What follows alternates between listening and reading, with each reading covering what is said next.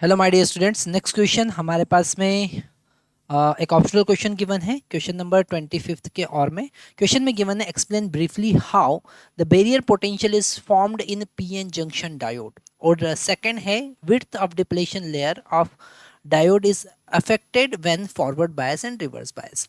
तो यहाँ पे हम फर्स्ट वाला पार्ट सॉल्व करते हैं। फर्स्ट वाले पार्ट में अगर हमको बैरियर पोटेंशियल के कॉन्सेप्ट को समझना है तो सबसे पहले हमको डायोड के कंस्ट्रक्शन को समझना पड़ेगा, है ना। अगर हम पी टाइप और एन टाइप सेमीकंडक्टर की बात करें तो पी टाइप और एन टाइप सेमीकंडक्टर में एक साइड हमने पी टाइप का डोपिंग किया है और एक साइड एन टाइप का डोपिंग किया है, मतलब एक साइड ट्राइवेलेंट इम्प्यूरिटी और एक साइड पेंटावेलेंट इम्प्यूरिटी। तो यहाँ पर अगर हम जो एक्सेप्टर इम्प्यूरिटी है, एक्सेप्टर इम्प्यूरिटी को अगर रिप्रेजेंट करें तो एक्सेप्टर इम्प्यूरिटी का जो एटम है उसके पास में नेगेटिव इमोबाइल आयन होगा, क्योंकि एक पॉजिटिव होल है, अपने आप में वो न्यूट्रल है। अगर होल को रिप्रेजेंट करना है तो नेगेटिव इमोबाइल आयन वो होगा। इमोबाइल आयन का मतलब वो जो एटम है, एक्सेप्टर एटम है, वो मूव नहीं कर सकता है। ओके, तो वो इमोबाइल है, पर होल जो है वो कैरियर है, चार्ज कैरियर है, पॉजिटिव चार्ज कैरियर है जो कि मूव कर सकता है। तो अगर आपको एक एक्सेप्टर एटम, ओके, अगर हमको एक एक्सेप्टर एटम मतलब कि जो ट्राइवेलेंट एटम है जिसके पास में एक इलेक्ट्रॉन को एक्सेप्ट करने की टेंडेंसी है, उसको रिप्रेजेंट करना है तो हम ये एक्सेप्टर एटम है, और अगर इसके होल को अलग से आपको रिप्रेजेंट करना है तो ये एक इलेक्ट्रॉन लेकर ही होल को डोनेट कर सकता है। तो खुद नेगेटिवली इमोबाइल आयन की तरह बिहेव करेगा और ये पॉजिटिव होल उसके पास होगा।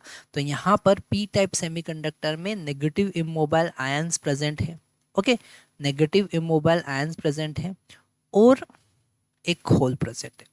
ओके, ये पी टाइप सेमीकंडक्टर की हम बात कर रहे हैं। नेगेटिव इमोबाइल आयन है। इमोबाइल आयन का मतलब क्या होता है?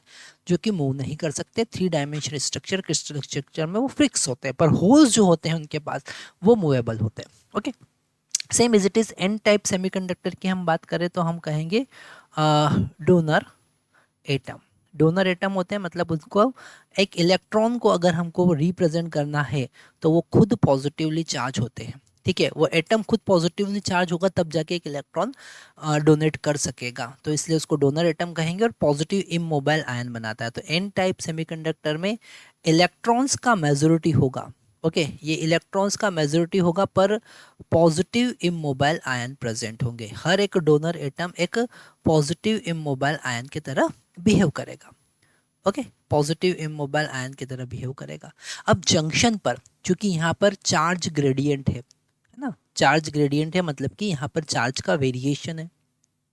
तो जंक्शन पर जो चार्ज का वेरिएशन है उसके कारण ये चार्ज डिफ्यूज होंगे, मतलब ये जो होल्स हैं ये एन टाइप सेमीकंडक्टर में डिफ्यूज होंगे और इलेक्ट्रॉन जो है वो पी टाइप सेमीकंडक्टर में डिफ्यूज होंगे। तो एन जो होल्स है वो एन टाइप सेमीकंडक्टर में जाएंगे और इलेक्ट्रॉन्स जो है वो पी टाइप सेमीकंडक्टर में डिफ्यूज होंगे। दिस प्रोसेस को हम कहेंगे डिफ्यूजन। इसको हम क्या कहेंगे? डिफ्यूजन। ओके, इस प्रोसेस को हम कहेंगे डिफ्यूजन। ओके, तो डिफ्यूजन के कारण यहाँ पे चार्ज का रिकॉम्बिनेशन होगा। क्या होगा? रिकॉम्बिनेशन। ये होल्स और इलेक्ट्रॉन का क्या होगा? रिकॉम्बिनेशन होगा और यहाँ से होल्स और इलेक्ट्रॉन डिसअपियर हो जाएंगे। मतलब कि अगर हम अब नेक्स्ट स्ट्रक्चर इसका देखें तो जंक्शन पर एक डिप्लीशन लेयर फॉर्म होगी जहाँ पर होल्स और इलेक्ट्रॉन डिप्लीट हो जाएंगे। डिप्लीशन लेयर क्यों कहें? क्योंकि वहाँ पर डिफिशियंसी हो जाएगी, होल और इलेक्ट्रॉन की डिप्लीट हो जाएंगे। तो यहाँ पर नेगेटिव इमोबाइल आयन बचेंगे और यहाँ पर पॉजिटिव इमोबाइल आयन बचेंगे, और इन पॉजिटिव और नेगेटिव इमोबाइल आयन के कारण एक अपोजिट डायरेक्शन में इलेक्ट्रिक फील्ड डेवलप होगी जिसको हम कहते हैं बैरियर इलेक्ट्रिक फील्ड।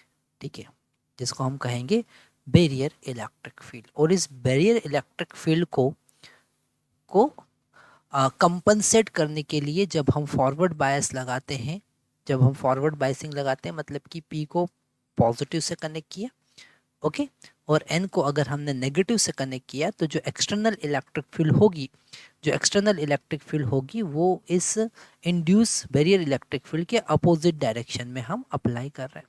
ओके, तो कितना बैरियर पोटेंशियल, कितना पोटेंशियल हम लगाएं कि ये बैरियर इलेक्ट्रिक फील्ड खत्म हो जाए और चार्ज का फ्लो जो है वो स्टार्ट हो जाए, क्योंकि यहाँ पर जो होल्स हैं इस बैरियर इलेक्ट्रिक फील्ड के कारण इस जंक्शन को क्रॉस नहीं कर पा रहे हैं, है ना। ये जो होल्स हैं पॉजिटिव चार्ज कैरियर और इलेक्ट्रिक फील्ड की डायरेक्शन में मूव करते हैं, तो इस बैरियर इलेक्ट्रिक फील्ड के कारण वो क्रॉस नहीं कर पा रहे हैं। ऐसे ही इलेक्ट्रॉन जो है वो N type semiconductor, N type में इलेक्ट्रॉन का मेजोरिटी है और वो इलेक्ट्रिक फील्ड के अपोजिट डायरेक्शन में मूव कर सकते हैं। तो बैरियर इलेक्ट्रिक फील्ड की डायरेक्शन में मूव नहीं कर सकते, वो उसका अपोज करता है, इसलिए तो कहा उसको बैरियर इलेक्ट्रिक फील्ड, वो रोक देगी।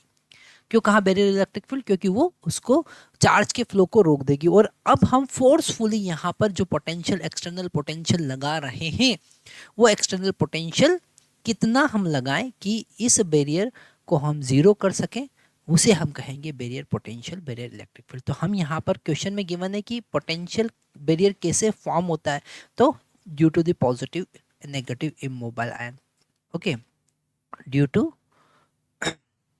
positive and negative immobile ion, okay, immobile ions, उनके कारण यहाँ पर बैरियर इलेक्ट्रिक फील्ड बनेगी।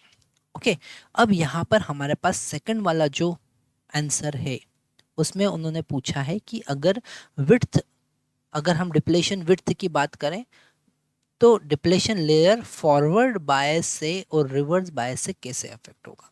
तो डेफिनेटली अगर हम फॉरवर्ड बायस की बात करेंगे तो डिप्लेशन लेयर डिक्रीज होगी, और जब बैरियर पोटेंशियल हमने लगाया तो डिप्लेशन लेयर क्या हो जाएगी, जीरो हो जाएगी, और फिर चार्ज का फ्लो स्टार्ट हो जाएगा।